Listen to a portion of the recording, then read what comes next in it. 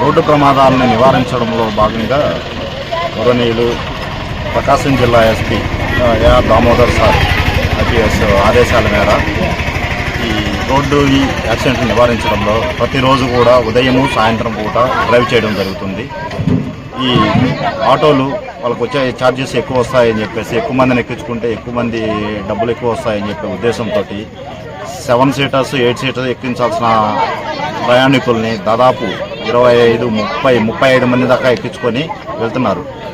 అన్ఎక్స్పెక్టెడ్గా ఏదైనా ఇన్సిడెంట్ జరిగితే దీనికి భారీ మూల్యం చెల్లించుకోవాల్సి వస్తుంది. సో దీనిలో భాగంగా ఎర్రగొండపాలెం సర్కిల్ పరిధిలో 4 పోలీస్ స్టేషన్లలో ప్రతిరోజు ఆటో డ్రైవర్కి అవగాహన సదస్సులు నిర్వహించడం జరుగుతుంది. అలాగే రీసెంట్గా దాదాపు ఈ ఆటోల మీద 20 క్రిమినల్ కేసులు కట్టడం జరిగింది. దీనిలో భాగంగా ప్రతిరోజు అవేర్నెస్ ప్రోగ్రామ్స్ కండక్ట్ చేయడం జరుగుతుంది. అయినా కొంతమంది ఇంకా మారడం లేదు. దీనికోసంగా మనము ప్రతిరోజు 2 పూట్ల డ్రైవ్ చేసి ఇలాంటి చట్ట వ్యతిరేకంగా ఇచ్చేసే వాళ్ళని కేసులు కట్టేసి కోర్టుకు పెట్టడం జరుగుతుంది. ఆటోకి 4 సీటర్స్ 7 సీటర్స్ ఉంటారు.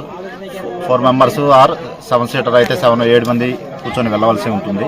కానీ వీళ్ళు 30-35 మంది ఎక్కించుకొని ప్రయాణం చేయడం జరుగుతుంది.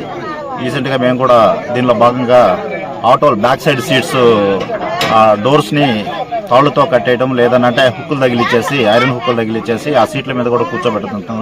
అది ఒకవేళ ఇన్ కేసు అది ఏదైనా గతుకులో పడి రోడ్డు గంటలో పడినప్పుడు అది తెగిపోవడం జరుగుతుంది. తెగిపోయి వెనక సీట్ దాని మీద కూర్చున్న వాళ్ళు కూడా కింద పడేసి ప్రమాదాలు జరిగి భారీ మూల్యం చెల్లించుకుంటున్నారు. దీంట్లో భాగంగానే వైపాలెంలో అలాంటి ఓపెన్ చేసే అన్నిటికీ కూడా గ్యాస్ కట్టర్లతోటి మేము వెల్డింగ్ చేయించేసి వెనక ఓపెన్ కాకుండా ఇచ్చేస్తున్నాము.